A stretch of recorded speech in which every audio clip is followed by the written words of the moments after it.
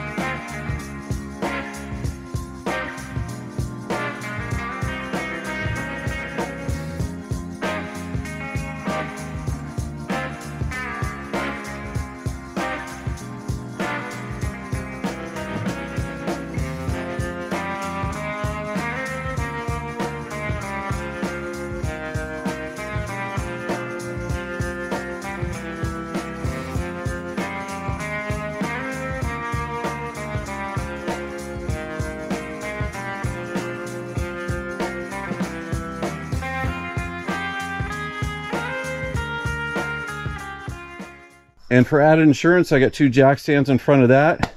So this thing is very solid and secure. We're just going to do one wheel at a time. This one, obviously. This is the worst of the 2.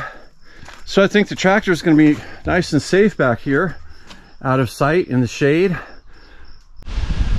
All right, let's see if this wheel will come off. What do you think?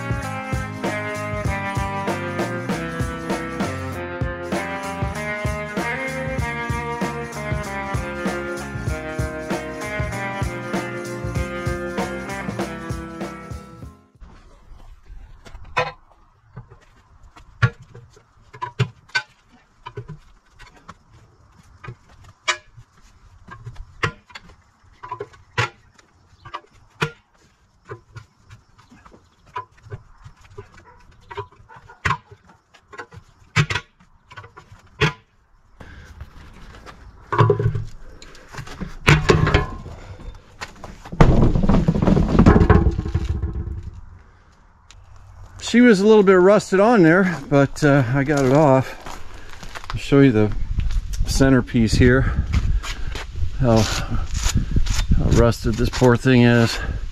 The steel is so thick that it's perfectly fine. It just needs to be cleaned up a little bit. So let's get this back to the shop, and then the next problem is going to be trying to get the tire off the rim.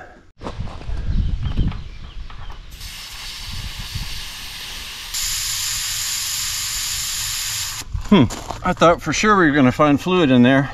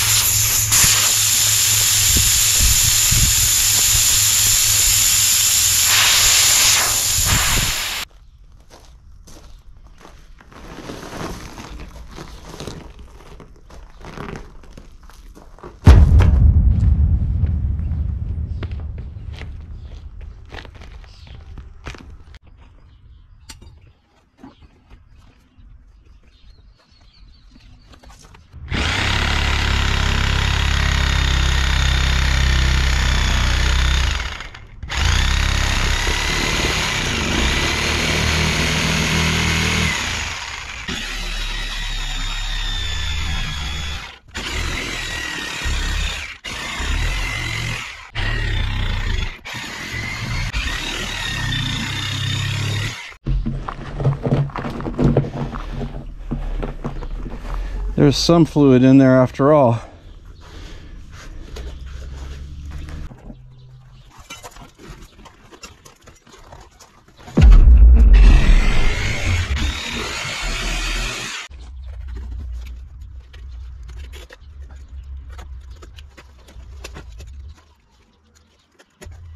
Yes, they have inner tubes, but the inside of the tire has just become one with the rim. It is just completely stuck on there. Well, there's one piece of the rim. All right, I want to give you guys a shot of the inside here. I don't think I've ever seen this before.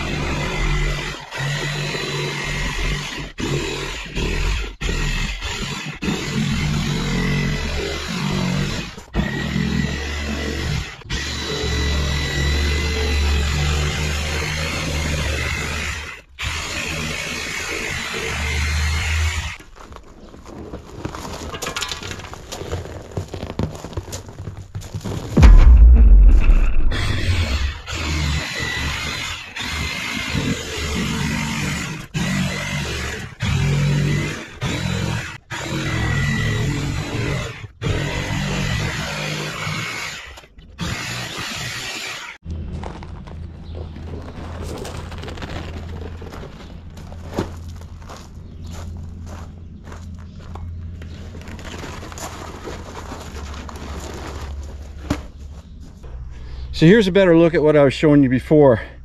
From here to here, this, you know, this little strip all the way around is rubber. It's part of the tire. And then it stops. From here up to here on the other side is all metal and just rotten rubber and corrosion on top of the metal. This part is stuck to the rim, and same with this side over here. This flap of tire remaining is stuck to the rim. Of course, this is our bad spot, and it looks like the bad corrosion goes all the way into here, maybe a little bit farther over here and here. Well, I removed a little chunk of the rubber here, but look what I found. These are steel reinforcements for the tire. There's a bunch of wire in there. That actually makes more sense. So not only has the rubber, you know, stuck to the wheel, but these inner bands have rusted and made things 10 times more difficult. In the meantime, I'm going to take a wire wheel to the inside of the rim and see if we can tell the condition of the metal. I don't want to do a bunch of work if this rim isn't going to be savable, you know?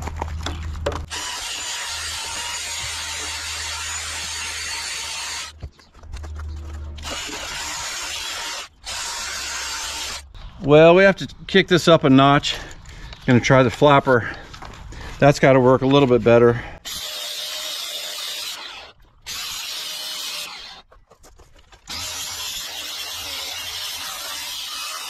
All right, here's a little section I was working on. You can tell I've got it mostly ground down to metal. There's good news and bad news here. The good news is that the metal actually looks okay to me. It's still plenty thick. There's no further rot going on. But the bad news is I've got to clean this whole wheel like this somehow. I think if I can get these outer flaps of rubber off the rim, I can take this rim somewhere and have it media blasted. Because that would be just entirely too much work. And plus, if I get it media blasted, they can do the inside and outside of it too. And then those surfaces will both be ready for paint. Well guys, after an hour, I actually got this side off. And now I'm going to show you how I did it on this side. Hopefully it will work the same way. First, I cut out a section of rubber.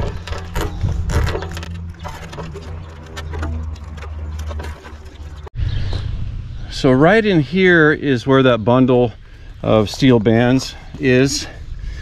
So on this side, I was able to cut through it with the Dremel, and when I finally cut all the little bands, the tire kind of sprung like that away from the wheel, and I was able to pull it off. Let's hope we can do that again. I might have to remove a little bit more of this rubber, but we'll try it.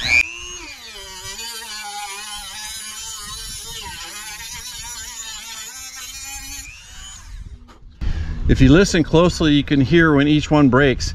It's a tiny little snap.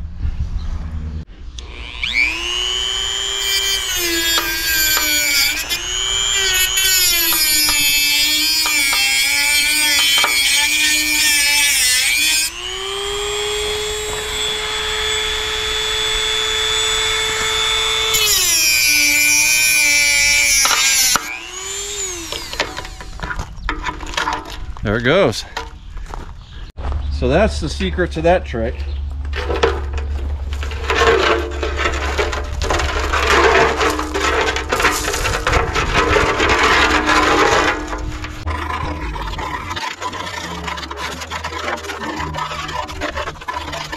Well, call me crazy, but I think this rim can be saved.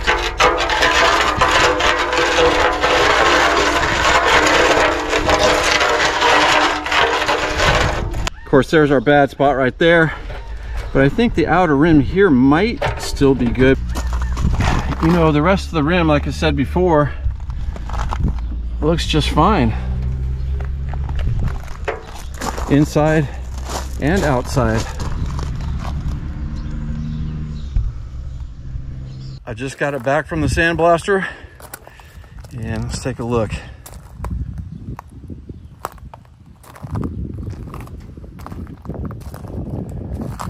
The outer and inner piece really turned out nice, along with the, well, it all turned out nice.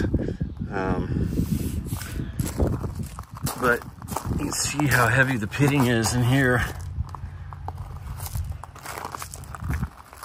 They found a couple other holes. I mean, there's a little hole there, little hole there.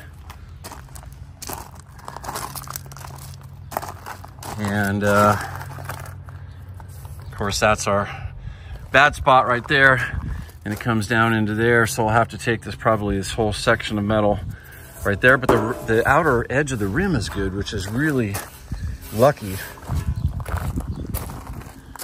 There's a hole there.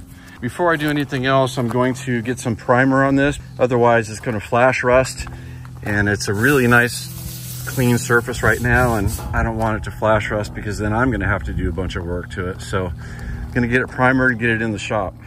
I feel better now that it's protected from the atmosphere a little bit.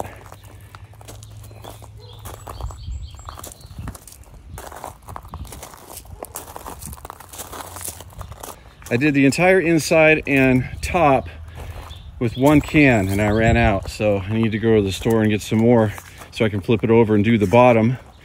I prefer that Rust-Oleum High Performance red primer. And if you're going to be spray painting something large, do yourself a favor and get one of these trigger handles. It just hooks onto the top super easy, and you don't have to use your finger or your thumb on the nozzle. You can just pull the trigger when you want. It's much easier on the hand. I'm going to start with the bad area here. Then once we get this patched up, then I'll go around and fix those few pinholes that we found as well. You can see the different angles here. Right, we're going to leave the lip, but we have to take this whole section here. So this part here is going to be one piece of metal. This part here is going to be another, and then the flat part is going to be another. So I'm going to cut the entire section out, but we're going to weld 3 different sections in and then weld them together. So for starters, I'm going to trace where I want to cut.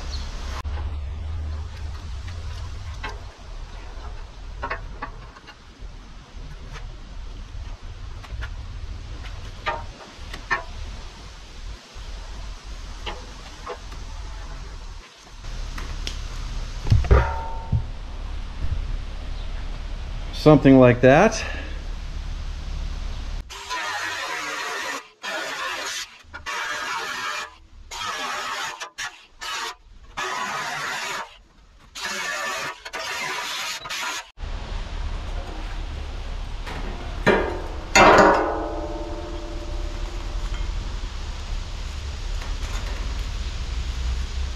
So the rot here was localized around the valve stem. I'm lucky that the rim edge is still intact, but I'm also lucky that the rot was centered around an open space in the rim right here as opposed to right there, because in those areas it's bolted to the inner piece of the rim where it attaches right there. If this part would have been rotted out, that would have been much more difficult. So all things being considered, I think we're doing okay with this. So now I have to make 3 templates, like I said before, one for this flat part, one for this part, and then one for the top, because there's 3 different angles here. I've got my first piece cut out and pretty much ready to go. The hardest part for me is getting the curve right, because I'm not a metal guy, so I don't have the correct tools to do that, so I have to sort of do it the caveman way. But I think I'm going to start on this end with the welds and slowly go this way, and then when we get over here start tapping it down a little bit, and I think it's going to fit perfectly by the time we get to this edge. And you can see we got down to some nice thick metal here on the rim, so I shouldn't have any worries about blowouts or anything like that. We should be able to really lean into this and put a good weld on it. I've got the first piece all tacked in. I'm pretty happy with my curve here. It's not perfect, but it's very close. So I'm going to finish welding this all the way around and then grind it down, and then I'll bring you right back.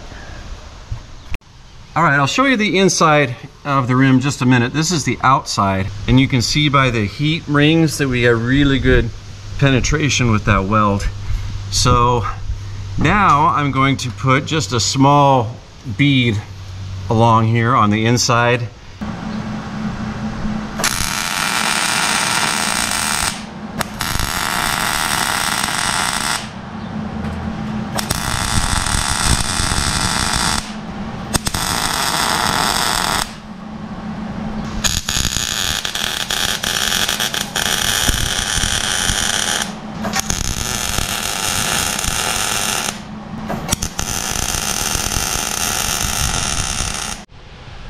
All right, here's the inside. I went ahead and ground down the welds.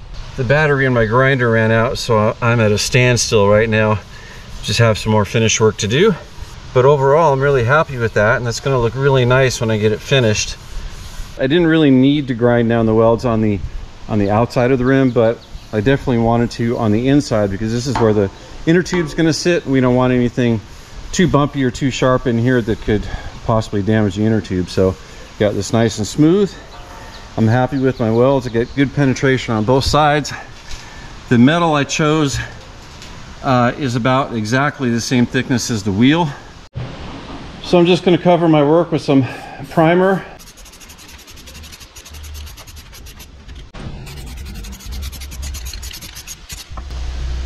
I should go ahead and do this whole inner wheel. All right, it's been about 2 days and I'm ready to weld in this piece now. I've got it cut out and prepped. So I'm gonna get this set in place, probably just use the magnets, and we'll weld this up. And then this piece is gonna be the trickiest, and I'll show you why. All right, flash forward about 40 minutes or so, and I've got this piece welded into place, at least on the inside. I still need to run a small bead on the outside, but I wanted to show you this before I moved on to that part. This one was much easier to get the contour correct because it was a thinner piece and it was easier to manipulate.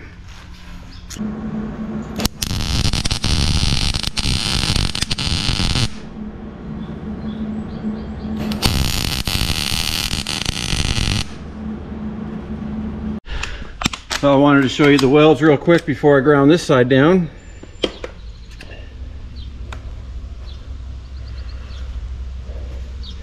Turned out pretty good. Hopefully when it's ground down, it'll be mostly seamless. So let me get that done real quick and I'll bring you right back.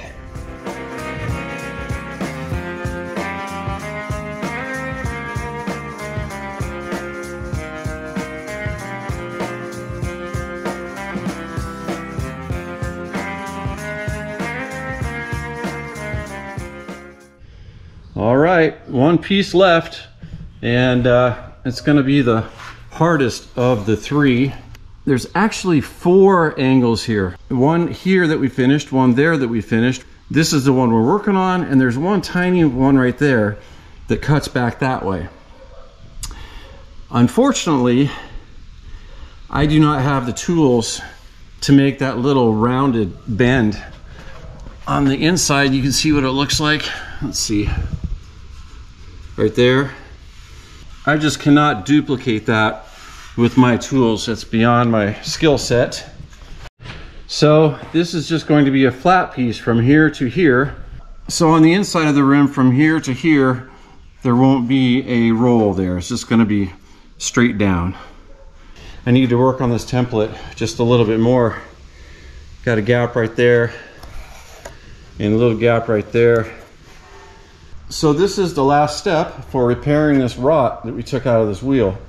It was basically like that. This is turning out really good so far. And even if I can't reproduce that little roll right there, I think I'm going to be really happy with it, and it's going to be strong and functional.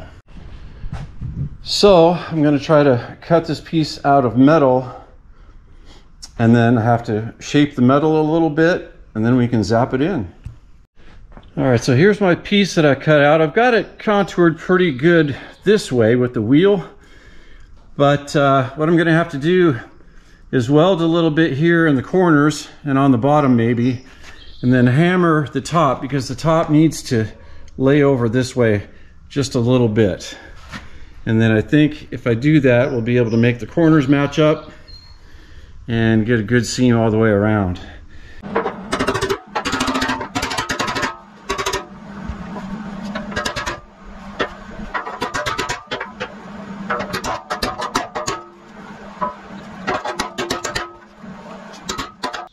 It's the next day now, and I've got 3 hours more work underneath my belt on this wheel. I'll show you the wheel in a couple minutes. Right now, what I want to do is measure this valve stem on the new inner tube, and then we're going to cut a hole in our perfect rim now. Looks like about 5/8.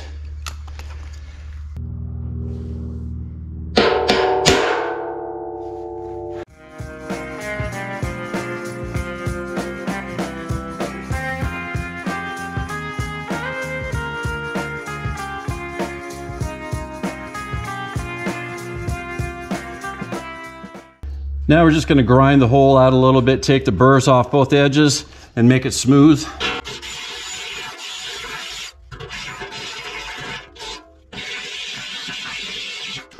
All right, that feels pretty good. Let's get the tube and make sure it fits.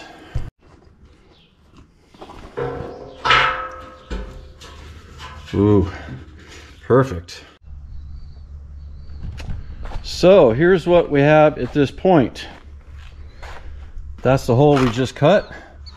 I experimented right here with some black, it's almost like a truck bed liner. It's, you know, basically just really thick primer. And my intention with that is to go ahead and coat the whole inner side of the rim. Even though we got all the rust off of it and I got a coat of primer on it, we still have some heavy pitting left over from the corrosion. And honestly, it really doesn't feel that rough, but we're going to put a rubber inner tube in here. Some of that inner tube is going to make contact with the wheel. So we want this to be as smooth as possible, because I don't have any flaps, I don't have any rubber bands or anything to use on this. So I'm just going to put a coat of that thick black primer stuff on the whole interior of the rim, and that will smooth it out a little bit. So let me show you the patch that we made. This is the inside of the rim, and our patch metal is right here. Looks pretty good, I think. What do you guys think? Let me show you the underside. All right, here's the underside. So our new metal is from here to about there, all in here.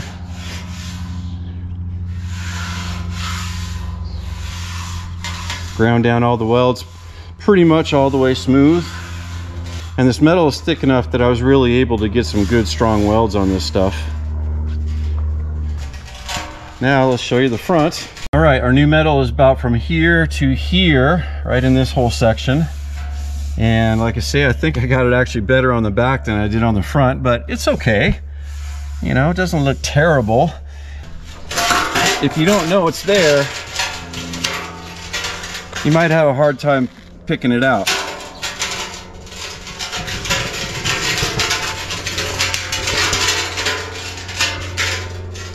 So now I'm going to paint the inside of the rim with this thick primer stuff.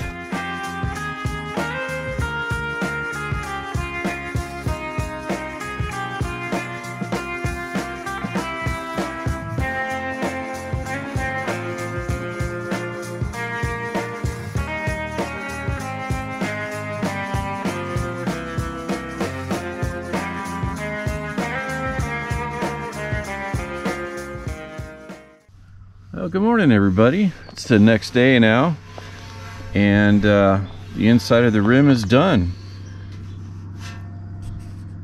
Along with my successes, I always like to share my failures with you guys. So that stuff that I sprayed on here that was like a, you know, kind of a truck bed liner stuff, the test area that I tried it on seemed fine after it dried.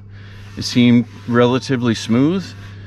And then when I put 3 heavy coats on the rim and let it dry, it really dried to a hard, almost like a sharp consistency. It was very strange. So what happened was it made the inside of the wheel with all the pitting sharper and rougher than it was before I sprayed that stuff on. It was very strange.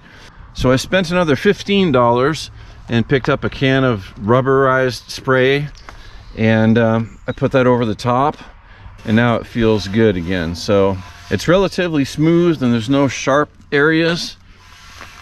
So I think we have the green light to try to put the tire on.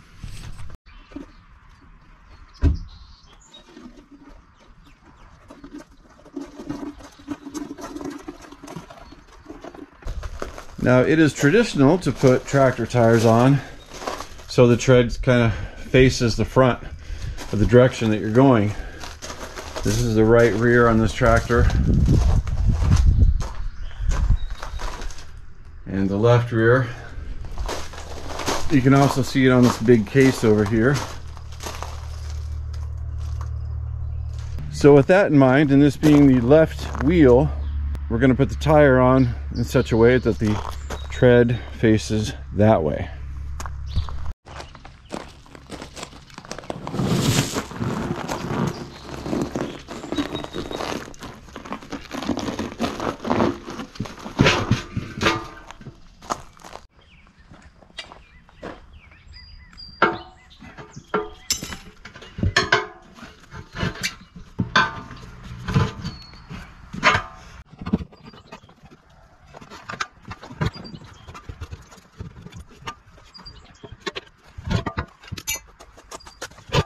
Okay, so now before we get this upper lip tucked in under the rim, we want to get the inner tube inserted.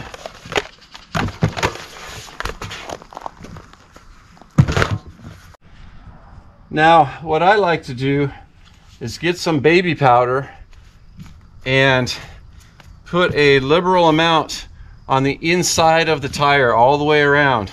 The idea with that is that when you get the tube inside the tire and it begins to inflate, so it reduces the possibility of it binding up somewhere and chafing, even though we went to great lengths to make the rim, you know, smooth. The baby powder will ensure that the tire can slide where it wants to slide and find a home. It's just another added step of insurance to make sure that the inner tube doesn't chafe the inner rim.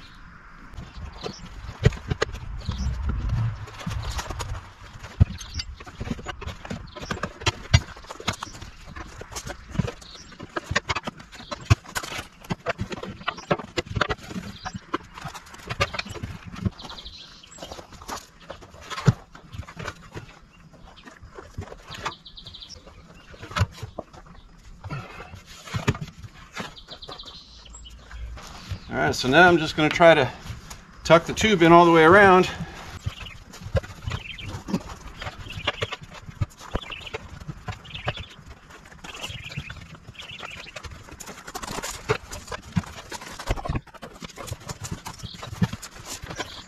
Okay, I've got the inner tube completely inside the rim there in the tire.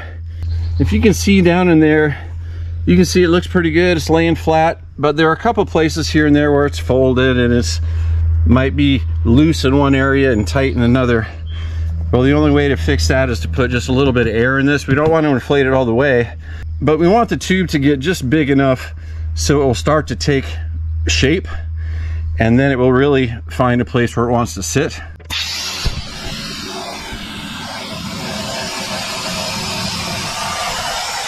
You can see it's starting to come up. That's what I want. I just don't want any kinks in it. I don't want any tight or loose spots. So this way, it should take care of itself.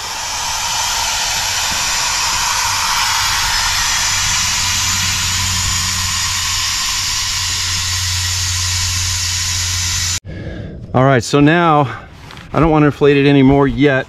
Let's get the upper lip pressed down over the rim, and then we'll go from there. For your information, this inner tube costs $92. So when you start using your tire tools and prying the tire on, it's really easy to get the inner tube pinched.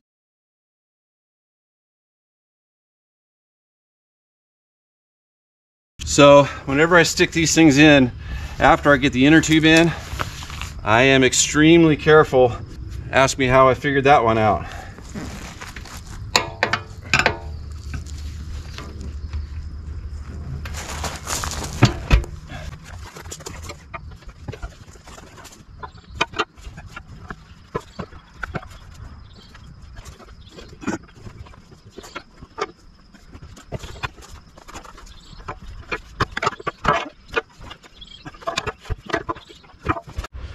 This last bit is always the hardest, of course, because it's got the most tension on it.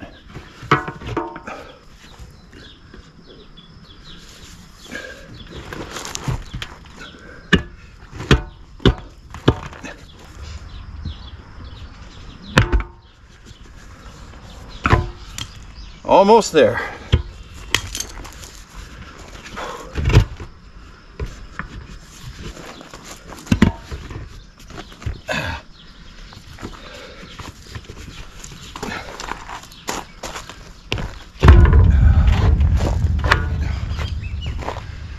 It definitely helps if you have at least 3 tire spoons.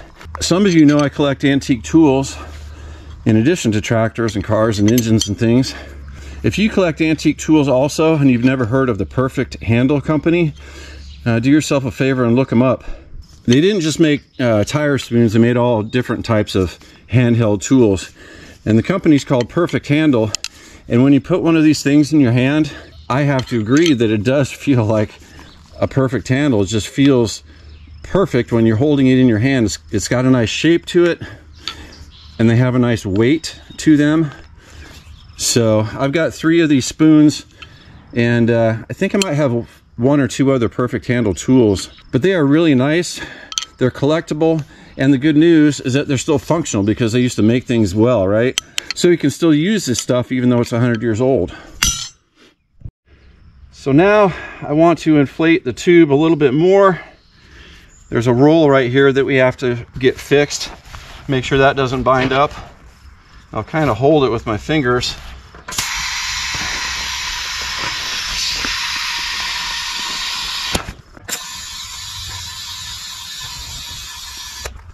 There we go.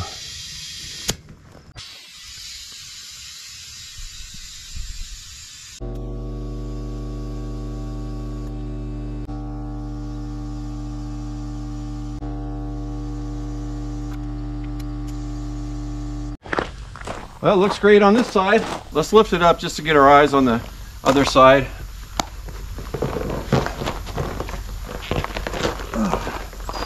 Yeah, we've got a good fit all the way around. Excellent. Same at the front.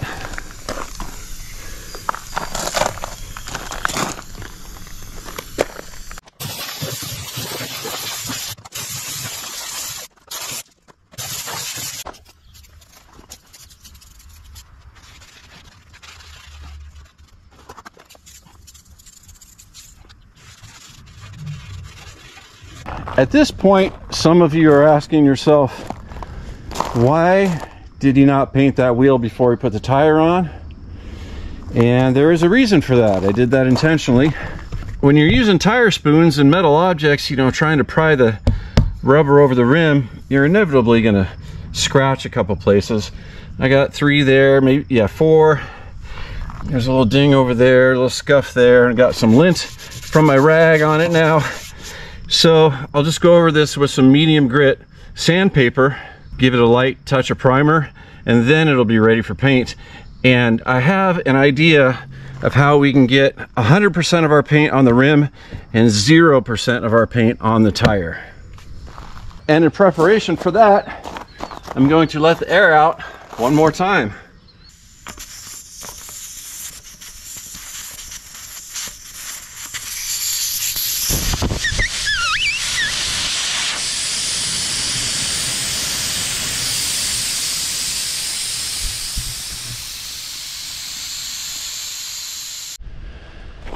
All right, we're going to start with the inside of the wheel first and then do the outside.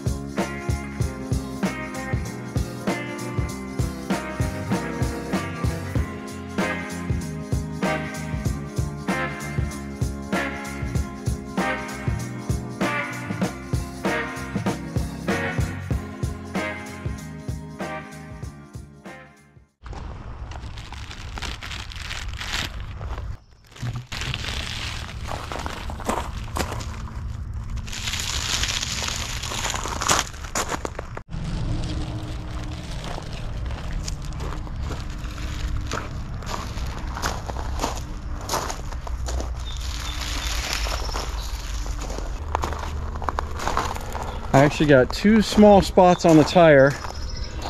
I got one right there and one right there. The rest is perfect.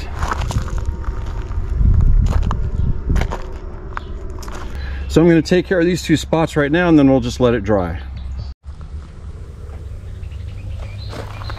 All right, let's get this baby inflated and see how it looks on the tractor.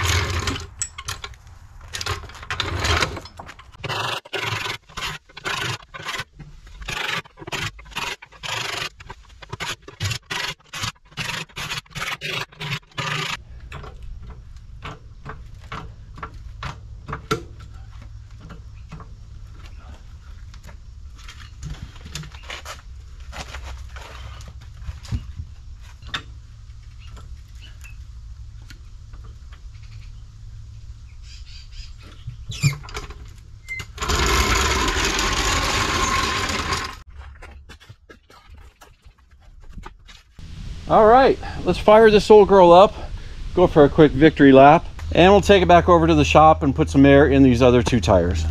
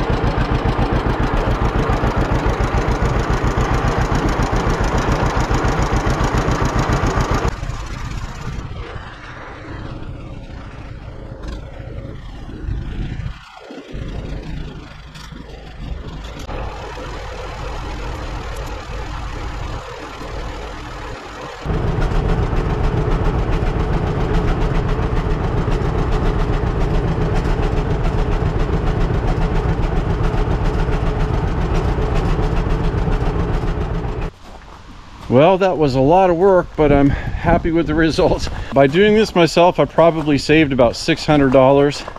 And it's not just about the money, it's about the challenge to see if I could actually pull this off. So the tractor is going to look a little funny for a while.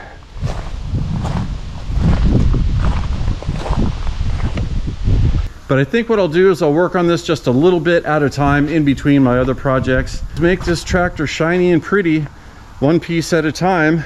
As I go around and fix things, we'll also clean things up and paint.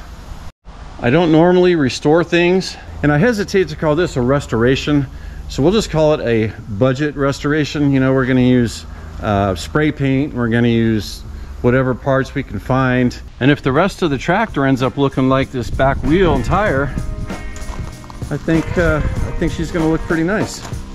Please consider subscribing to the channel if you haven't done so already. I'd appreciate it, and thanks for coming along with me on the project. We'll see you on the next one.